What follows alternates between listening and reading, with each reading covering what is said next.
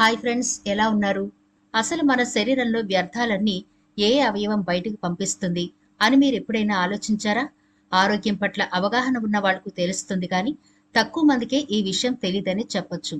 మన శరీరంలో విష పదార్థాలను, వ్యర్థాలను బయటకు పంపించేవి కిడ్నీలు. అవి లేకపోతే మనిషి మనుగడే ఉండదు.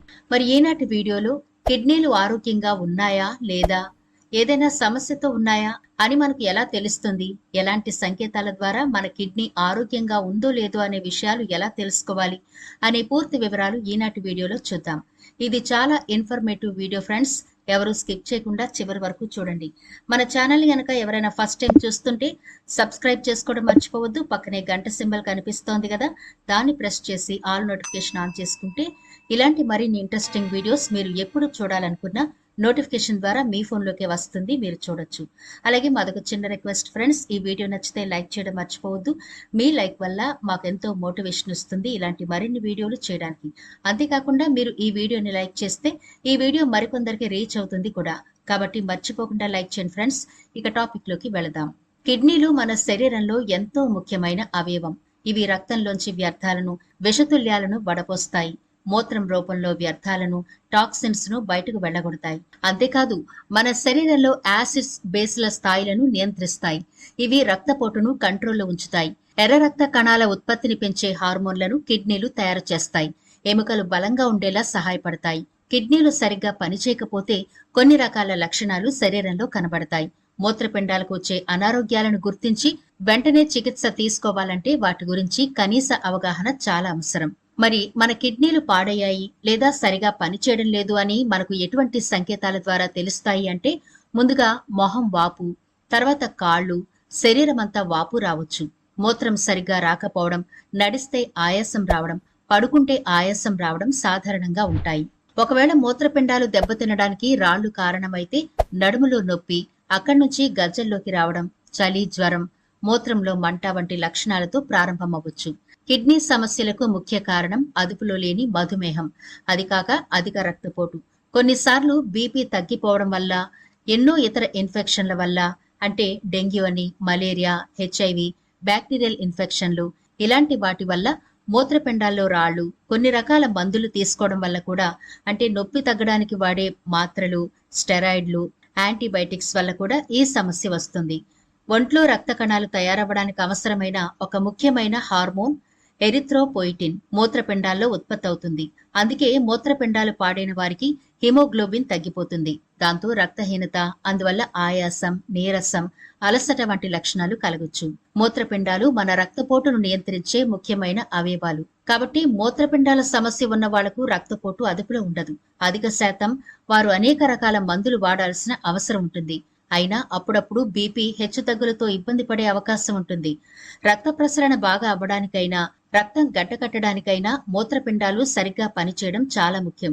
అందుకే వీరిలో గుండె సంబంధిత వ్యాధులు, పక్షవాతం సమస్యలు తలెత్తే అవకాశం ఉంది. మూత్రం తగ్గి ఒంట్లో అధిక నీరు చేరిపోవడం వల్ల గుండెపైన ఒత్తిడి పెరిగి అది సరిగ్గా పనిచేయలేకపోవడం, దాంతో గుండె వాపు, ఆయాసం, ఊపిరితిత్తుల్లో నీరు చేరడం, దాంతో ఊపిరందక అపస్మారక స్థితిలోకి వెళ్లే ప్రమాదం కూడా ఉంది. ఇలా కొన్ని సంకేతాలు మనకు కనిపిస్తూ ఉంటాయి. అయితే కొంతమందిలో ఎలాంటి సంకేతాలు కనిపించవు. కానీ విపరీతమైన ఆయాసం, నీరసంతో ఆసుపత్రికి చేరినప్పుడు అక్కడ వైద్యులు నిర్ధారిస్తారు. కారణం ఏంటంటే, దీర్ఘకాలికంగా కొన్ని రకాల మందులు వాడటం వల్ల కూడా ఆ ప్రభావం కిడ్నీ మీద పడే అవకాశాలుంటాయి. అందుకని ఎటువంటి సిమ్టమ్స్ లేవు కదా అని నిర్లక్ష్యం చేయకుండా మనం పరీక్షలు చేయించుకోవడం, అలాగే గుర్తించడం కూడా చాలా ముఖ్యం. మూత్రపిండాల సమస్యను తొలి దశలో గుర్తిస్తే చికిత్స సులభమవుతుంది. కేవలం 2 చిన్న, అతి తక్కువ ఖర్చుతో చేసే పరీక్షలతో గుర్తించవచ్చు. అవేంటి అంటే, serum creatinine, urine protein, albumin excretion. మూత్రంలో ఏదైనా ఇన్ఫెక్షన్ ఉంటే మూత్ర పరీక్షలో తెలిసే అవకాశం ఉంది. కడుపు స్కాన్ చేయడం వల్ల మూత్రపిండాలు కుంచుకుపోయి ఉన్నాయా అని, లేదా వాటిలోని రాళ్లను, వాపును, ఏదైనా ఇన్ఫెక్షన్ ఉంటే దాన్ని గుర్తించే అవకాశం ఉంది.